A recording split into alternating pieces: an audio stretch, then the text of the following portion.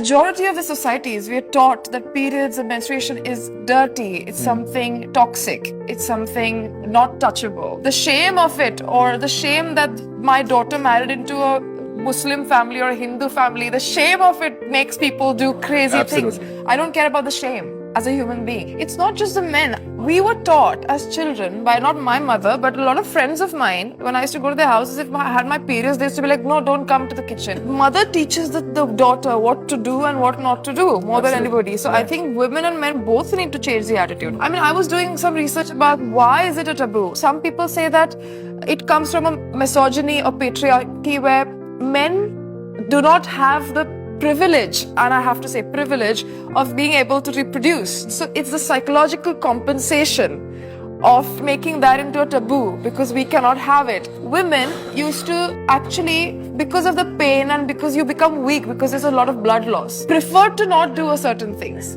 And then that turned into a ritual of, no, you shouldn't do it because that is dirty.